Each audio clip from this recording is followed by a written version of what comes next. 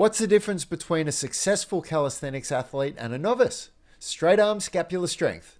The scapular push-up and arch scapular pull-in function as a basic push-pull pattern for straight arm scapular strength, which is often the missing link in beginner calisthenics moves like the handstand and tuck lever. And the pistol squat is a relatively easy leg strength skill to master once you understand how to apply progressive overload, which I'll cover in this video.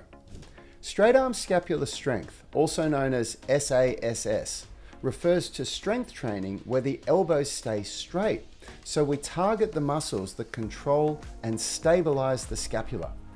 Considering how much shoulder strength is required in calisthenics, this was one of the most misunderstood aspects of upper body strength for me when I began my calisthenics journey in my late 30s. Hey, if you're starting out at calisthenics and you want to get better at calisthenics, then something that can really help you is flexibility. And if you want to get more flexible, check out that video series there. Just click the link and have a watch. Most people know the basics of bent arm strength training, using exercises like push-ups, ring rows, or more challenging exercises like dips and pull-ups. Bent arm strength is definitely where the majority of your raw strength will come from, as it targets the outer unit muscles, the big prime movers like the lats, pecs, deltoids, biceps and triceps. However, when it comes to SASS training, like most people starting calisthenics, I just didn't understand the importance of it, what the best exercises are for a beginner, or even how to perform them correctly. I wish I knew back then what I'm about to share with you now. I always train push and pull movements in a 1-to-1 ratio to ensure I maintain structural balance, which is critical for performance and avoiding injury. Straight arm scapular strength is no different, which is why I'm sharing the scap push-up and the arch scap pull-in. The scapular push-up targets the serratus anterior and pec minor, both push muscles, and the arch scap pull-in targets the lats, mid and lower traps of the rhomboids, all pull muscles. For the scapular push-up, we want to have the index fingers shoulder width apart, or the acromion process, if you know where that is, the bony part of the end of your shoulders, and we want them facing forward, and then you splay the rest of your fingers out as wide as you can. Then from there, you think of externally rotating the humerus, the upper arm, and what that does is that really helps to lock the elbow nice and straight. We keep the shoulder blades, the scapula, depressed at all times. So that means that you're pulling them down towards your bum, towards your back pockets. And then what we're going to do is we want to think of keeping a straight line down our spine, down to our feet. So we squeeze the legs together, keep the knees straight. You can help with a good posterior pelvic tilt by tensing your butt and drawing your tummy in a bit. And then from here, all of the movement comes from the scapula. So what we do is we fully retract the scapula. So we try to touch the shoulder blades together. And you don't have to pause here, but I like to just pause for a second just to really make sure that I've gone to full retraction, and then you protract as far as you can. So the scapula pushes away from the spine when you protract, and you hold that for 3 seconds. And then you do as many reps as you can with perfect technique. The second you can't do the same technique you were doing on the first couple of reps, that's your last rep, and that's when you stop. And your goal, the rep range that we want to work here, is between 3 and 10 repetitions. And you want to aim for 5 sets as a beginner when you're starting out. You do 5 sets of between 3 and 10 reps. And every single set should be the same amount of reps. You don't want to do like 6 reps in your first set and then barely do 3 reps in the last set. That's a real indication that you've gone too hard. We only train to about 70 or 80% max effort in our first couple of sets so that we can maintain the standard and the quality throughout the whole workout. So you start at that 3 rep range, and when you can do all 5 sets of 3 reps, you go to 4 reps and so on. And once you get up to being able to do 5 sets of 10 reps, that's when you can move on to the next progression. For the arch scapular pull-in, we just want to hang from a pull-up bar, grip as hard as you can, and think of that externally rotating the humerus cue again. So the upper arm, you're externally rotating to really lock those elbows to be completely straight. For this one, we're going to initiate the movement by depressing the scapula, so pulling the shoulder blades down, and then we pull the shoulders into a little bit of extension, which means that you're trying to pull the elbows down towards the hips.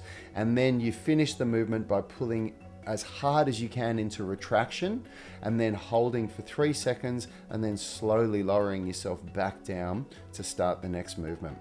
It's very important to understand here that you are not trying to do a front lever. You're not trying to get your hips up and get your legs going forward. So if you look at me from this angle, you can see that all of the movement is coming in my shoulders, and I'm allowing my shoulders to go back, but I'm trying to keep my legs and my hips moving just vertically up and down. I don't want those hips coming forward of their start position, because that really adds to the challenge, and that's what the purpose of exercises like tuck levers and front levers are. And we're not doing that here.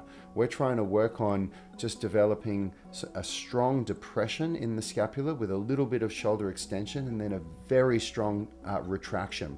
And what you're really looking for here is to be able to retract all the way so your shoulder blades are touching without bending your elbows at all. So the goal is not to get as far back as you can here. And the way we want to do this exercise is we want to hold for 3 seconds on each rep. You want to aim for 5 reps to start with. If you can't do 5, at least 3. You want to be able to do 3. Otherwise, you need to do it with feet assistance, with your feet on the ground.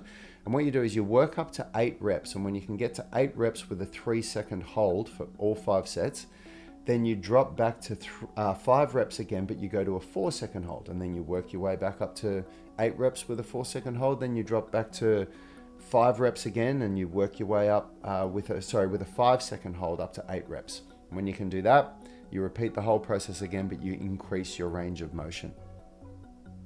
Pistol squat is a go-to beginner lower body strength movement, but I know what you're thinking, beginner, really? Because they seem almost impossible when you try them, right?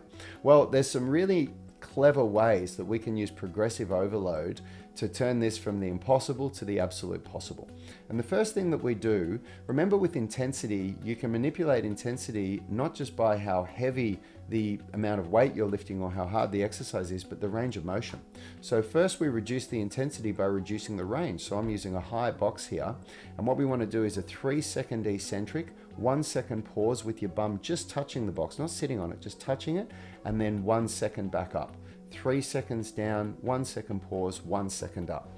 And when you can do 5 sets of 8 to 10 reps of that, then you lower the height of the box. So now I go down to a lower box, and then I do the exact same thing again. And minimum of 3 reps, as long as you can do 3 reps, it's a viable movement. And then you work your way up to being able to do 5 sets of 10 reps. And you can make these increments of how low the box is multiple times. You don't have to just use 2 heights like what I'm doing in this video. And then eventually you'll remove the box to do full reps, but it's still too hard, right? I know the feeling. And so this is where we use eccentric reps.